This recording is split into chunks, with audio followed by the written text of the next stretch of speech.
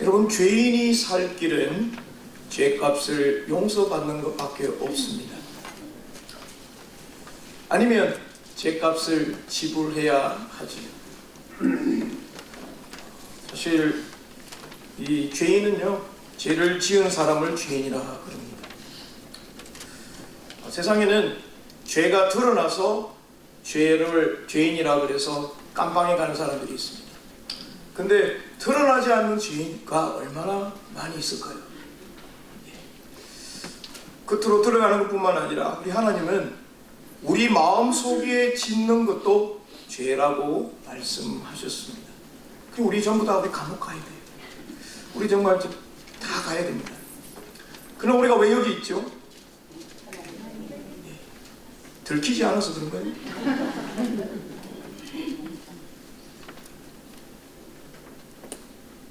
세상에 있는 그 죄가 우리 마음에 있는 죄와 다르기 때문에 그렇습니다. 어느 것 중요하지 않은 것이 없습니다. 그러나 우리가 드러나는 그 죄뿐만 아니라 하나님 앞에서 우리의 삶을 데려다 볼 때에 우리 여전히 죄인이지만 예수 그리스도의 십자가의 은혜로 힘을 입어 우리를 죄 있다 하지 아니하시고 의인이라 부르셨기에, 그러나 이 땅에 살아가는 동안 여전히 우리 가운데 죄성이 있습니다. 그럴 때는 하나님 앞에 와서 회개하면 되는 것입니다. 잘못을 인정하고 용서를 구하는 거예요. 문제는 자기 자신이 무엇을 잘못했는지 모르는 데가 문제예요. 다른 사람이 지적해주면 제가 그랬군요, 잘못했습니다, 이러면 얼마나 좋아요. 네가 뭔데? 네가 뭔데? 오히려 손가락질하고 그러면은 이게 싸움이 됩니다. 여러분, 부모가 자녀에게 잘못했다고 말을 하면 여러분, 자녀의 역할이 뭐죠? 말 잘 듣고, 어머니 죄송합니다, 때리십시오, 외쳐리를.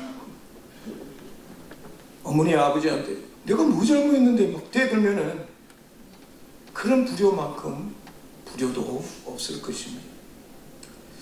오늘 본문은 북이스라엘의 죄악을 그대로 답습하고 있는 남쪽 유다를 향하여서 회개와 심판을 말하고 있는 예레미야의 두 번째 설교입니다. 한 번도 아니고 지금 계속해서 말을 하고 있는데요, 돌아오라는 것, 하나님 앞으로 돌아오라라는 것이 이 본문의 말씀입니다. 예레미야가 예루살렘 전체가 회개와 하나님의 회복 가운데 약속을 선포합니다. 하나님이 이스라엘 백성들에게 주고 싶은 것은요, 축복이에요, 심판이 아닙니다. 여러분, 우리가 자녀들에게 좋은 걸 주고 싶어 하지 막 화를 내고 싶은 부모는 아무도 없습니다. 이스라엘 백성 하나님의 은혜를 받았지만 어떻게 살았나요? 오늘 본문에 보면 끊임없이 우리가 청년의 때로부터 우리 조상들이 지금까지 하나님 앞에 오늘까지 범죄하였더라. 오늘 사는 저희들이 이 땅에 하나님의 은혜를 살아가고 있습니다. 그런데 어떻게 살아야 될까요? 미국에 우리가 이민 와서 열심으로 일하고 열심으로, 이제는 자녀들 손자 다 받지 않습니까? 열심으로 일을 해서 우리가 먹고 삽니다. 정말 주님이 원하는 것이 우리에게 무엇일까요? 육적인 축복뿐만 아니라 하나님이 우리에게 원하는 건 영적인 축복을 우리는 관가해서는 안 된다라는 것입니다. 이스라엘 백성들 향한 예레미야의 호소를 통해 오늘 저와 여러분에게도 이 땅에 살아가는 동안 하나님의 말씀 앞에 우리의 삶을 되돌아보며 다시 한번 하나님 앞에 돌아가는 저와 여러분의 삶이 되기를 간절히 바랍니다. 이스라엘 백성들은 첫 번째로 하나님을 속이고 잊어버렸다라는 것. 여러분, 혹시 누구한테 속임을 당해본 적 있으세요? 한 번은 다 있을 거예요. 목사를 속이는 사람도 있더라고요. 교회를 가지고 속이는 사람이 있어요. 제가 무교육될 때 정말 속이 너무너무 상해가지고 다시 보기만 해봐라. 처음에 그런 마음이 들었는데요, 제가 용서했어요. 하나님, 얼마나 그 사람이 먹고 살 일이 없어가지고 교회 부목사한테 와가지고 사기를 치고 가. 여러분, 그거 사기치고 애가 돈 잘 벌까요? 남을 속여서는 아무리 큰 유익이 있다 할지라도 그건 유익이 아니고 여러분 죄악입니다. 예레미야는 하나님의 권면에 순종하고 하려고 하는 이스라엘 민족에게 이제는 회개가 있을 것을 가정하고 하나님 앞에 이 간절함을 선포합니다. 마치 회개를 촉구하는 아버지가 자녀에게 말하는 것처럼 하나님과 이스라엘의 관계를 설명하고 있습니다. 그럼 하나님은 자녀에게 좋은 것을 주시기를 원해요. 하나님은 이스라엘 백성들에게 가나안 땅을요 선물로 주셨습니다. 젖과 꿀이 흐르는 땅, 더 이상 말이 필요 없어요. 심기만 하면 하나님이 주신다고 하신 거예요. 공짜로 주신 거예요. 사실 우리 이 공짜 좋아하면은 저 사실은 좋지 않지요, 그죠? 그런데 하나님이 주시는 그 은혜는 값비싼 공짜입니다. 값싼 게 아니에요. 값으로 매길 수 없는 그런 값어치가 있는 것을 말하고 있습니다. 그런데 이스라엘 백성들은 그것을 하나님 앞에 쏘겠다. 19절을 보니까 내가 너희에게 말하기를 너희 자녀를 두며 거대한 나라 중에 아름다운 기업인 이 귀한 땅을 내게 주리라. 다시 하나님이 주겠다고 말씀합니다. 그러니까 너희가 나를 떠나지 말 것입니다. 예. 나의 아버지라고 다시 말하고 하나님을 떠나지 말라고.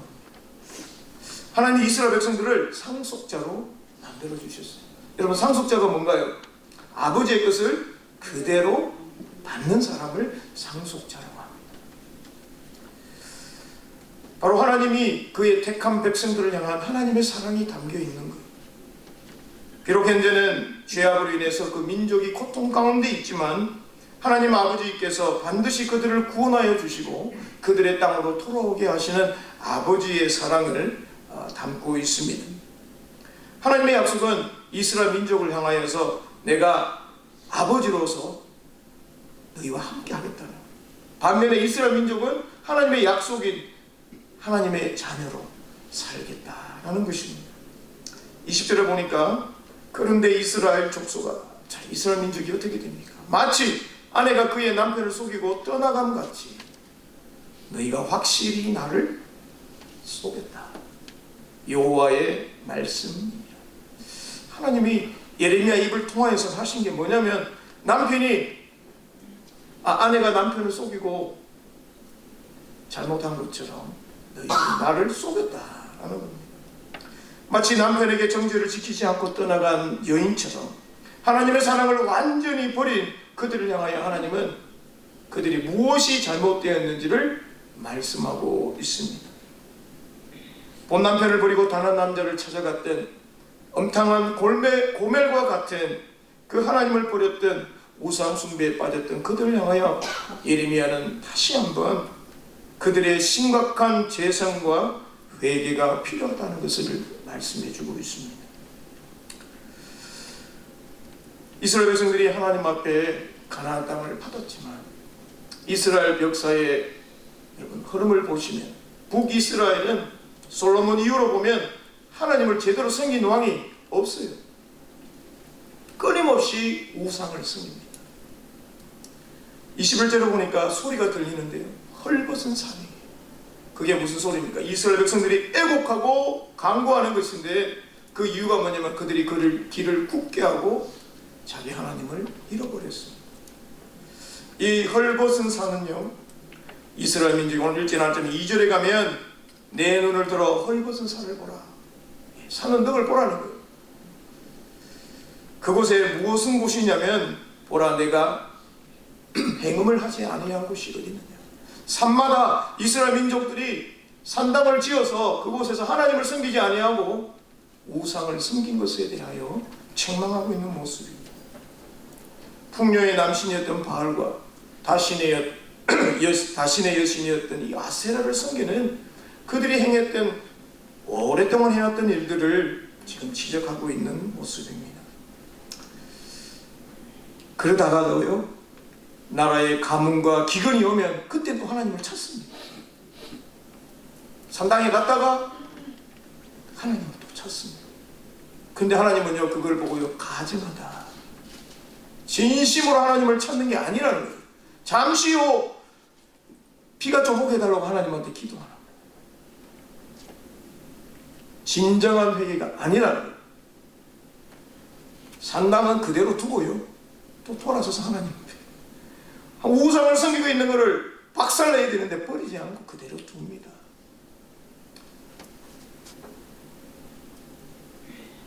그곳에서 들리는 애곡과 심판을 하나님 용서해달라는 구원의 호소를 합니다. 그러나 그들이 바른 회개하지 않으면 결국 그들이 어떻게 됩니까? 나라를 잃어버리는 정말 치욕스러운 일들을 그들에게 당하게 됩니다. 그래서 예레미야가 호소하는 것은 하나님이 인도하는 길로 가라라는 겁니다. 예레미야가 별명이 있습니다. 예레미야의 별명이 뭐죠? 눈물의 선지자. 하나님을 바라보고 이스라엘을 바라보니까 하나님 앞에 눈물로 기도하지 않고는 이 일을 해결할 수 없다는 거예요. 끊임없이 예레미야는 이스라엘 백성들을 향하여서 끊임없이 돌아오라. 그리고 예레미야가 호소한 것은 하나님을 기억하라. 하나님을 제발 기억하세요. 잊어버리지 말라는 겁니다. 그 말은 우상 숭배의 자리에서 떠나라는 겁니다.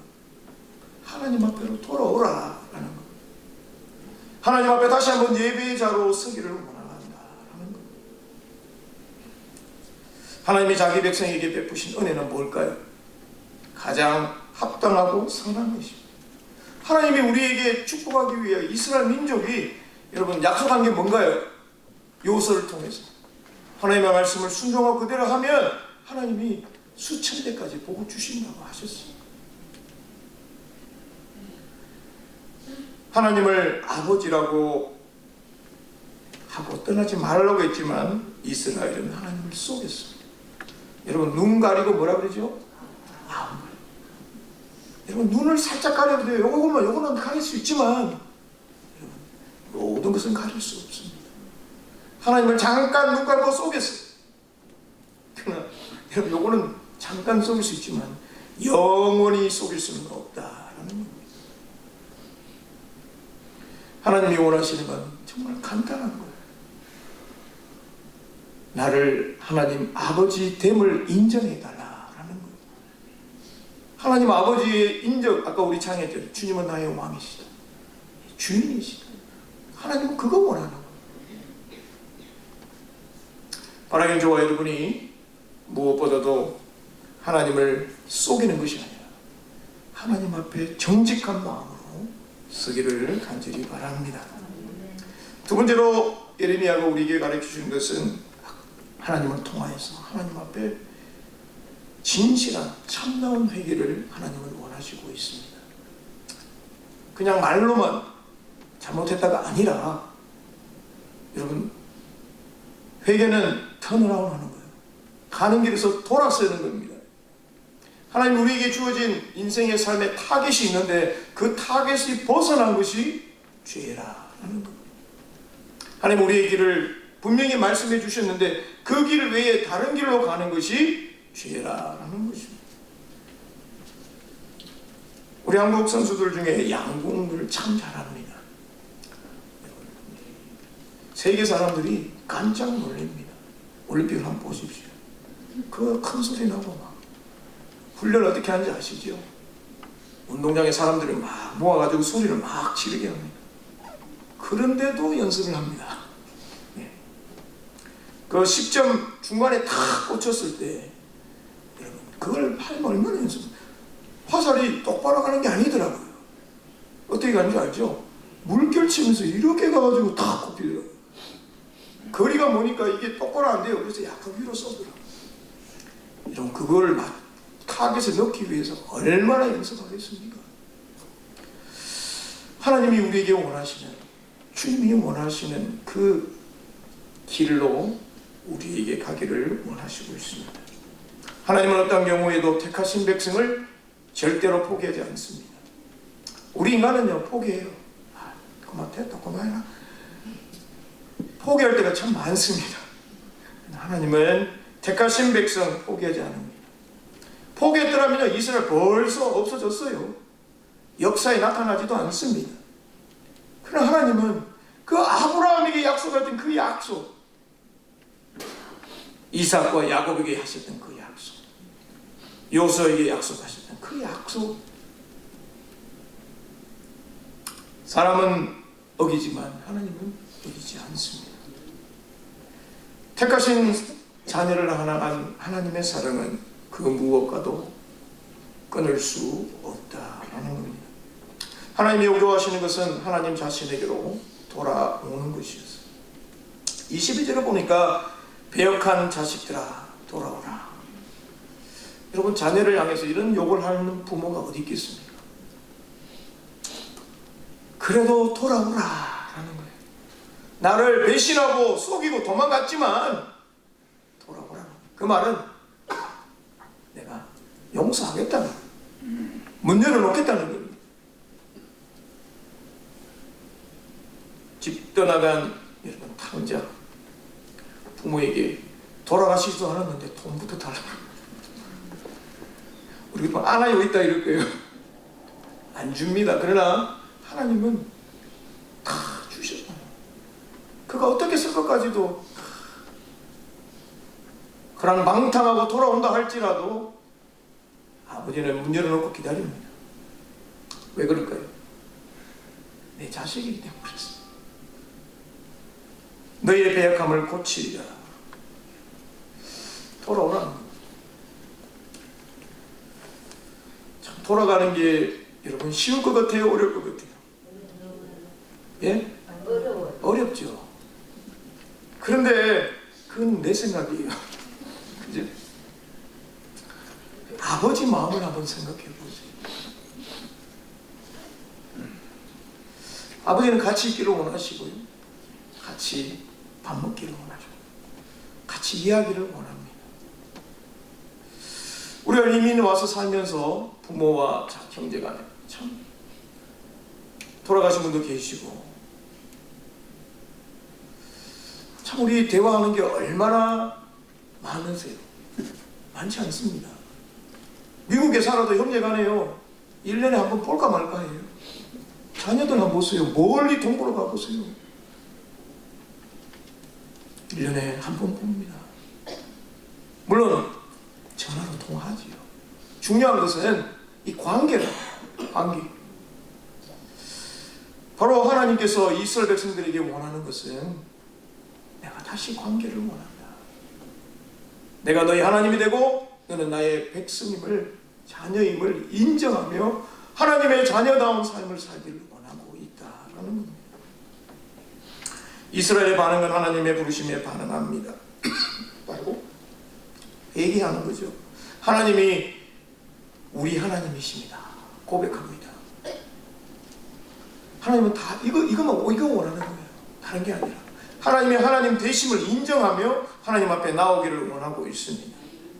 우리가 하나님을 버렸을 때도 하나님의 사랑과 부르심은 우리를 뒤따른다는 사실을 기억하시기 바랍니다. 진정한 회개는요, 말로 하지만 행동이 있어야 합니다. 그러면서 오늘 이스라엘 백성들이 잘못한 회개의 내용, 이 우상 숭배의 것은 헛된 것이다 라고 23절에 말합니다. 너희들이 산당에서 큰 산이든 높은 산이든 작은 산이든 떠드는 것은 참으로 헛된 일이다. 가서 아무리 바알하고 아세라에 가서 절하고 아무리 소리 질러도 그것은 헛된 일이다.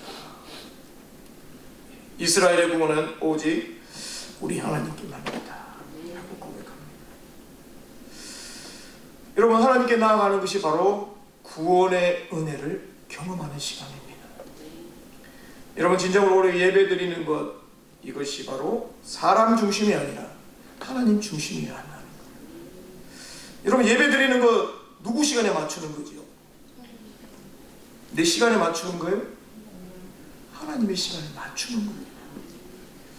아, 오늘 바빠서 안 되겠다. 하나님 죄송해요. 그게 아닙니다. 예배는, 공적인 예배는 우리가 이 시간에 모여 하나님 앞에 예배드립니다. 우리가 사람이 정한 시간이지만 하나님 앞에 우리가 함께 모여 우리가 마음을 다하여 드리는 예배 시간입니다.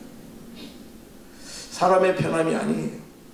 내가 좋고 편하면 예배드리고 힘들고 편하지 않으면 예배드리지 않는다면 그 예배의 중심은 하나님이 아니라 나 자신이라 하는 것. 여러분, 진정한 예배가 무엇입니까? 인간 중심이 아니라 하나님 중심으로 드리는 예배입니다. 이스라엘 백성들이 눈에 보이지 않는다고 하나님을 섬기지 아니하고 눈에 보이는 그 가나안 우상을 섬길 때 하나님은 정말 우리 마음으로 원통하고 억울할 거예요. 겨우 열심히 40년 동안 돌봐가지고 가나안 땅에 탁 줬더니 하나님을 배역하는 일에 앞장서는 일을 볼 때 하나님이 하나님의 마음이 어떨까요? 한번 생각해 보세요. 속상하고 속임당하고 배신당했던 그 하나님의 마음이다. 예수님은 예배 드리고자 하는 이 사마리아 성 여인을 향하여 말합니다. 요한복음 4장 23절에 보면 아버지께 참되게 예배하는 자들은, 자, 이게 무슨 말입니까? 예수님이 참되게 예배하는, 그만큼 참되지 않게 예배하는 자가 그 당시에 많았다는 거예요. 여러분, 그것이 예수님 당시뿐만 아니라 예레미야 있는 그 당시뿐만 아니라 오늘 이 시대에도 저와 여러분에게도 하신 말씀인 줄 믿습니다. 하나님이 원하시는 예배는요, 아무도 예배하지 않는 그곳이라 할지라도 하나님 앞에 내가 영과 진리로 하나님을 찾을 때 그것이 예배자의 모습이라는 겁니다. 하나님이 진짜 나를 섬기는 자가 있는가 찾아보신다는 거예요. 화려한 여러 가지 것이 아니라 하나님 앞에 우리의 진심으로 하나님 주님을 예배합니다.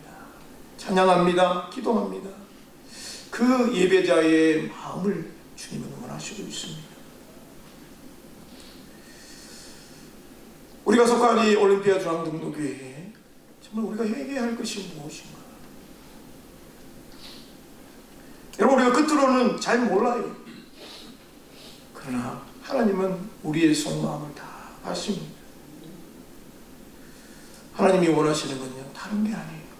예배의 회복이고 하나님 앞에 하나님의 인정됨을 인정하는 것이 하나님이 우리에게 원하시는 것인 줄 믿습니다. 이스라엘 백성들 향하여 그들은 24절에 보면 부끄러운 그것이 우리의 청년 때로부터 온 우리 조상들의 산업인 양떼와 소떼와 아들들과 딸들을 삼켰사옵니다. 하나님 앞에 우상 숭배하며 그들이 섬겼던 가지고 있던 모든 재산을 거기에 바칩니다. 자녀들도 갖다 바칩니다. 그런데 그것이 다 헛것입니다. 그것이 잘못되었다고 하나님 앞에 고백합니다. 자신들의 자녀와 재산 모두를 잃어버립니다. 결국 이스라엘 백성들이 어떻게 됩니까? 바벨론으로 포로로 잡혀갑니다. 그들이 가지고 있던 집, 재산, 물론 조금은 가져갔겠죠. 그러나 다 잊어버립니다. 자녀들도 죽습니다. 그것을 자신들은 수치라고 말합니다. 25절에 보니까 우리는 수치 중에 놓겠고 우리의 지옥이 우리를 덮을 것이다. 여러분, 잠잘 때 얼마나 따뜻한 이불이 있습니까?